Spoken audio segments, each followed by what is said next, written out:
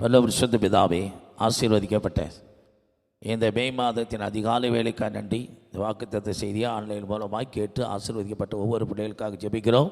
வேடி audio ரெக்கார்டிங்களை ஆசீர்வதியும், பங்குற மக்கள் ஆசீர்வதியும், நான் பருமுடி ஒப்புக் கொடுக்குறோம். கடந்த 4 மாதம் கிருபையை நடத்தினரும் 5ஆவது மாதம் மே மாதத்தில் நம்முடைய நாம மகிமைக்காக இந்த வாக்குத்தத்தத்தை சுதந்திரிக்க கர்த்தர் கிருபை செய்யும். என்னை மறைத்துக்கொள்ளும், நீர் பேசும், நாமத்தை மகிமைப்படுத்தும், வாக்குத்தத்தத்தின்படி நடத்தும். இயேசு கிறிஸ்துவின் ஜெபிக்கிறோம் ஜீவனுள்ள பிதாவே, ஆமென். அல்லேலூயா, அல்லேலூயா, அல்லேலூயா. ஆதியாகமம் 35:11. பின்பு தேவன் அவனை நோக்கி நான் சர்வ வல்லமையுள்ள தேவன், நீ பலுகி பெருகுவாயாக. ஒரு ஜாதியும் பற்பல ஜாதிகளின் கூட்டங்களும் உன்னிடத்திலிருந்து உண்டாகும். ராஜாக்களும் உன் சந்ததியில் பிறப்பார்கள். பின்பு தேவன் அவனை நோக்கி நான் சர்வ வல்லமையுள்ள தேவன், பலுகி பெருகுவாய். அந்த மாதத்தில் பலுகி பெருகுவாய், பலுகி பெருகுவீர்கள். குடும்பத்தில், சந்ததியில், வேலையில், தொழிலில், சகலவற்றிலும் கர்த்தர் பலுகி பெருக செய்கிற சர்வ வல்லமையுள்ள தேவன் நம்மோடு இருப்பாராக. இதை தியானிப்பதற்கு முன்னாடி ஒரு பாடலை பாடுவோம், கர்த்தருடைய நாமத்தை மகிமைப்படுத்துவோம், ஒருமித்து நாம் கர்த்தருடைய நாமத்தை உயர்த்துவோம்.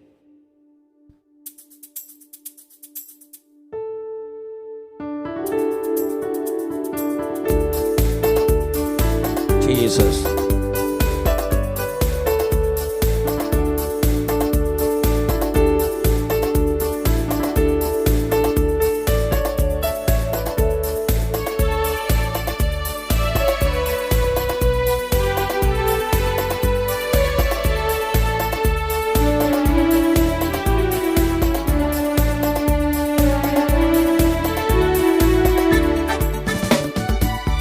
El Shaddai எந்த துணை நீரே, வாழ்வின் கேடகம். எல் ஷடாய் எந்த துணை நீரே, நன்மைகள் வாழ்வில் செய்திரே, எந்த வாழ்வின் பலன் நீரே, எந்த வாழ்வின் பலன்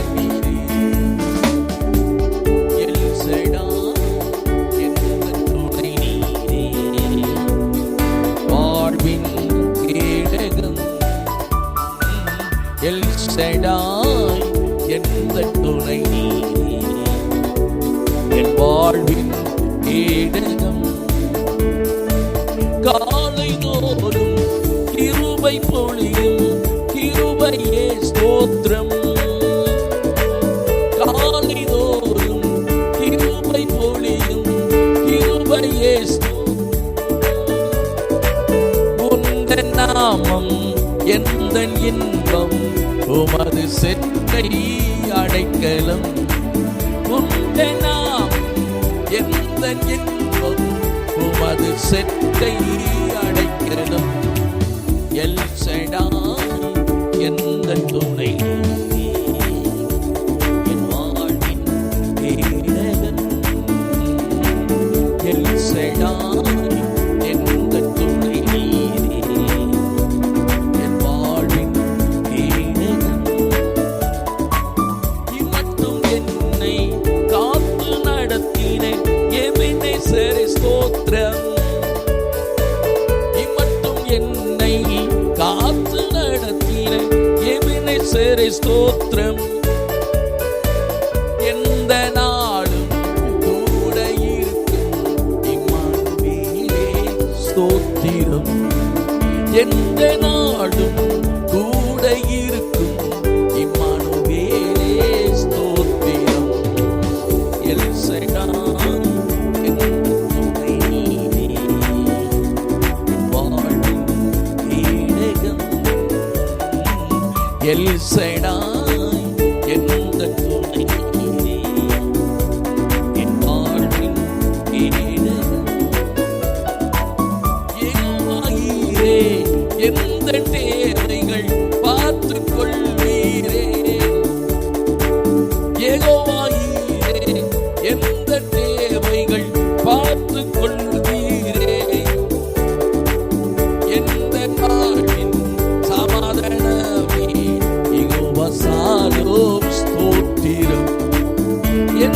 வாழ்வின் சமாதானமே யெகோவா சாலோம் ஸ்தோத்திரம். எல்சேனா எந்த துணை நீரே என் வாழ்வின் கேடகம். எல்சேடாய் எந்த துணை நீரே என் வாழ்வின் கேடகம். யெகோவா ராப்பா எந்த நாளும் எந்த பரிகாரி. யெகோவா ராப்பா எந்த நாளும் எந்த பரிகாரி. எந்த நாளும் வெற்றி தருவீர் யெகோவா நிசியே ஸ்தோத்திரம். எந்த நாளும் வெற்றி தருவீர் யெகோவா நிசியே ஸ்தோத்திரம். எல்சேனா எந்த துணை நீரே என் வாழ்வின் கேடகம். எல்சேனா எந்த துணை நீரே வாழ்வின் கேடகம். கர்த்தருடைய நாமம் மகிமைப்படுவதாக. பிதாக பரிசுத்த தெரிய நாமத்துக்கு மகிமை உண்டாகட்டும். மறுபடியும் ஒரு விஷயம், அதை 35, 9, 10, 11 வாசிக்கலாம். யாக்கோபு பதான் அராமிலிருந்து வந்த பின்பு தேவன் அவனுக்கு மறுபடியும் தரிசனமாகி அவனை ஆசீர்வதித்து இப்பொழுது உன் பெயர் யாக்கோபு, இனி உன் பெயர் யாக்கோபு எண்ணப்படாமல் இனிமேல் உன் பெயர் யாக்கோபு எண்ணப்படாமல் இஸ்ரவேல் என்று உனக்கு பெயர் வழங்கும் என்று சொல்லி, இஸ்ரவேல் என்று பெயர் வழங்கப்படும் என்று சொல்லி அவனுக்கு இஸ்ரவேல் என்று பெயரிட்டார். இஸ்ரவேல் என்று பெயரிட்டார். பின்னும் தேவன் அவனை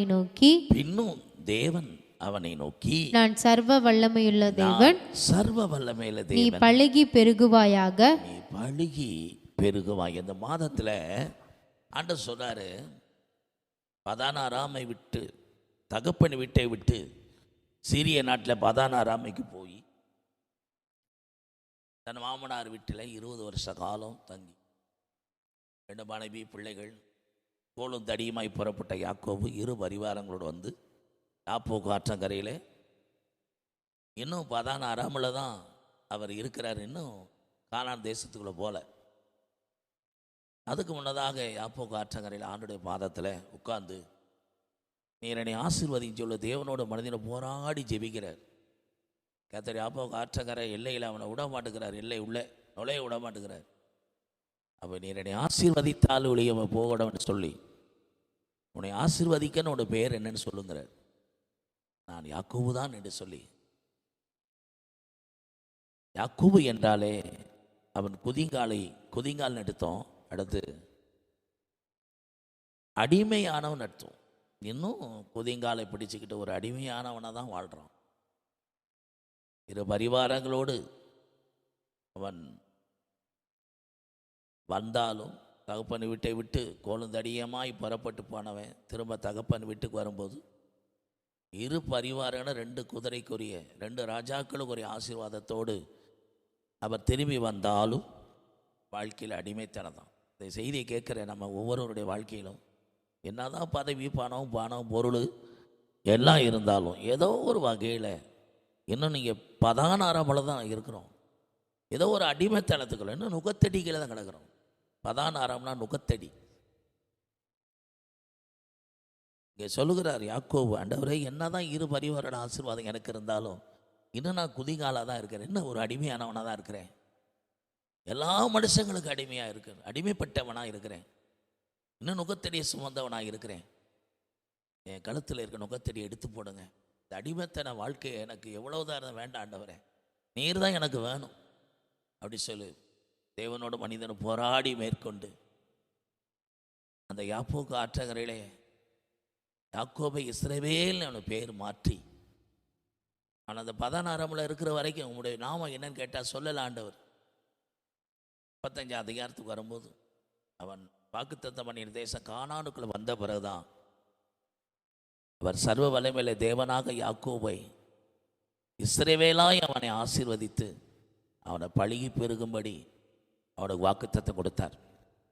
இந்த செய்தி கேட்குற ஒவ்வொரு தெய்வனுடைய பிள்ளையும், நீ அடிமையானவனா நுகத்தடியில் இருக்கிற வரைக்கும், பதானாரம்ங்கிற நுகத்தடி உன் மேலே இருக்கிற வரைக்கும் நீங்கள் விடுதலை பெற முடியாது. இஸ்ரவேல் அப்படின்னா தேவனோடு சேர்ந்து ஆளுகை செய்கிறவன். அதையும் முன்னாடி சொல்லப்பட்டபடி எல்லாத்தையும் கீழ்ப்படுத்தி ஆளுகை செய்ய நமக்கு அதிகாரம் கொடுத்தார். நாம் ஆளுகை செய்ய வேண்டியவர்கள், தேவனோடு சேர்ந்து இருக்கிற வரைக்கும் நாம் ஆளுகை செய்கிறவர்கள், எல்லாவற்றையும் ஆளுவோம். யாக்கோ தன் வாழ்க்கையில் உலக ஆசீர்வாதத்திற்காக தகப்பட்ட பெற்று கடந்து சென்றவன் 20 வருஷம் கழித்து திரும்ப வரவும் அந்த நுகத்தடியை தான் சுமந்து தேவனிடத்தில் வந்து தன்னை யாக்கோபு என்று உணர்ந்தவனாக தேவனிடத்தில் மனம் திரும்பும் போது கர்த்தர் அவனை, இனிமே உன் நுகத்தடியை நான் எடுத்துறேன், நீ என்னோடு சேர்ந்ததுனால என்னோடு சேர்ந்து நீ ஆளுகை செய்கிறவனாக இருப்பேன், நான் உன்னோடு இருப்பேன், நான் உன்னோடு இருக்கிறதுனால நீ ஆளுகை செய்கிறவனாக இருப்பேன்னு சொல்லி அவனை ஆசீர்வதித்து அவனை பழுகி பெருகி அவனோட ஒரு ஜாதியும் பற்பல ஜாதிகளும் உன்னெடுத்த ராஜாக்கள் தோன்றவனுக்கு ஆசீர்வதித்தார். இந்த மே மாதம் இந்த செய்தியை கேட்குறது என்னுடைய பிள்ளைகளே, பதானாராமல் இருந்தது போதும், பணத்துக்கும் பாவத்துக்கும் மனுஷங்களுக்கும் அடிமையாக இருந்தது போதும். யாக்கோபு என்று எத்தனென்று உங்களை உணர்ந்தவர்களாக, தன் பாவி என்று உணர்ந்தவர்களாக, நான் ஒரு உலக பிரகாரமான அடிமையாக, பணத்துக்காக பதவிக்காக ஒரு அடிமைப்பட்ட நிலையில் இருக்கிறேன் என்று உணர்ந்தவர்களாக தேவ சமூகத்தில் வந்து, ஆண்டவரே நீ ஆசீர்வதியும் கேளுங்க, இந்த அடிமைத்தன வாழ்க்கை வேண்டாண்டவரே, இந்த நுகத்தடி எடுத்து போடுங்க ஆண்டவரே, பதானாராமில் குடியிருந்தது போதும், இந்த வாக்குத்தத்தம் பண்ணின தேசமாகிய கானானின் ஆசீர்வாதம் எனக்கு வேணும்னு எத்தனை பேர் விரும்புகிறீர்களோ, அந்த இளைப்பாறுதல் வர வேண்டும் என்று விரும்புகிறீர்களோ, தேவனோடு கூட சேர்ந்து ஆளுகை செய்கிற ஒரு இஸ்ரவேலாய் கர்த்தர் உங்களை ஆசீர்வதிக்க வேண்டும் விரும்புகிறார். நீங்கள் யாக்கோபு என்று உணர்ந்துட்டீங்கன்னா கர்த்தர் உங்களை இஸ்ரவேல் பெயர் மாற்றி விடுவார். உங்கள் நிலையை உணர்ந்து, உங்கள் பிழையை உணர்ந்து நீங்கள் தேவனிடத்தில் திரும்புங்க. கர்த்தர் உங்களை இஸ்ரவேலாக தேவனோடு சேர்ந்து ஆளுகை செய்கிறவனாக கர்த்தர் உங்களை ஆசீர்வதிக்கும் போது உங்களுடைய குடும்பத்தில், உங்களுடைய வேலைகளில், தொழிலில், விவசாயங்களில், ஊழியத்தில், எல்லா விதத்திலையும் கர்த்தர் உங்களை பழுகி பெருக செய்வாராக. யோசேப்பு சொல்றார், சிறுமைப்பட்ட தேசத்தில் குடும்பத்தாரால் துரத்தப்பட்டு போனவன் கர்த்தர் அவனை 41:52 சிறுமைப்பட்ட தேசத்தில் என்னை கர்த்தர் பழுக பண்ணினார் என்று இளையவனுக்கு வாசிப்பான். நான் சிறுமைப்பட்டிருந்த தேசத்தில் தேவன் என்னை பழுக பண்ணினார் என்று சொல்லி இளையவனுக்கு எப்ராயிம் என்று பெயரிட்டான். அந்த சிறுமைப்பட்ட தேசத்தில் அவனை பழுகி பெருகும்படி எப்ராயிம் என்று யோசேப்பு இளைய மகனுக்கு பெயர் வைத்து ஆசீர்வதித்தான். நீங்கள் சிறுமைப்பட்ட நிலையில் இருக்க உங்களையும் கர்த்தர் பழுக பண்ணுவார். யாத்திரா 1:12 யோசேப்பு அறியாத வேற ராஜா வந்து இஸ்ரேல் ஜனங்களை ஒடுக்கும்படி வேலையில போட்டு ஒடுக்கி சிறுமைப்படுத்தினாங்க. அவட வளரக்கூடாது என்பதற்கு உபாய தந்திரம் பண்ணி அவங்களா ராம்சேஸ்ங்கிற ஒரு பட்டணத்தை கெட்டும்படி செங்கல் சூளையில வேலையில போட்டு எவ்வளவாய் இஸ்ரேல் ஜனங்கள் ஒடுக்கப்பட்டார்களோ எதை சொல்கிறது, அவ்வளவாய் பழகி. இந்த செய்தியை கேட்குற நேரத்தில் வேலையில் உங்கள் நிர்வாகங்கள், உங்கள் அதிகாரங்கள் இன்றைக்கு குடும்பத்தில் ஏதோ ஒரு வகையில் ஒடுக்கப்பட்டு கொண்டு இருக்கீங்களா? நீங்கள் வளர்ச்சி அடையக்கூடாதுங்கிறக்காண்டி பயப்படாதீங்க. எவ்வளவு ஒடுக்கப்படுகிறீர்களோ அவ்வளவாய் கர்த்தர் உங்களை பழுகி பெருகப்படும். வாசிமா யாத்திரை 1:12. ஆனாலும் அவர்களை எவ்வளவு ஒடுக்கினார்களோ அவ்வளவாய் அவர்கள் பழுகி பெருகினார்கள். சிறுமைப்பட்ட அந்த யோசேப்பு வாழ்க்கையில ஒரு பழுகி பெருக பண்ணினது போல இஸ்ரேல் ஜனங்களை ஒடுக்கப்பட்ட நிலையிலையும் அவர்களையும் பழுகி பெருக பண்ணினார். ஒரு தேவனுடைய பிள்ளையா இருக்கு நீங்களும் நானும். நீ இஸ்ரவேலாய் நீ வாழும் போது நீ எத்தனாய் யாக்கோபா அல்ல, ஒரு அடிமைப்பட்டவனாய் இராம நீ தேவனோடு கூட உன் வாழ்க்கை இருக்குமானால், ஆண்டோடைய உறவுக்குள் இருக்குமானால், ஆண்டவரை சார்ந்து இருக்குமானால் நான் யாரும் அடிமைப்படுத்த முடியாது, யாரும் உன்னை ஆளுகை செய்ய முடியாது. எவ்வளவு ஒடுக்கினாலும் தேவ பிள்ளைகளே நீங்கள் பழுகி பெருகும்படி கர்த்தர் இந்த மாதம் மாத்திரமில்லை, வருடம் முழுவதும், வாழ்நாள் முழுவதும் கர்த்தர் உங்களை பழுகி பெறுவார். ஆதியாகமம் 26 21, 22 வாசிக்கும் போது, அன்றைக்கு ஈசாக்குடைய வளர்ச்சியை கண்ட பெலிஸ்தியர்கள் வாக்குவாதம் பண்ணினாலும் பொறாமை ஏற்பட்டார்கள். அவனுடைய கிணறு நீரூற்றெல்லாம் அடைத்து போட்டார்கள்.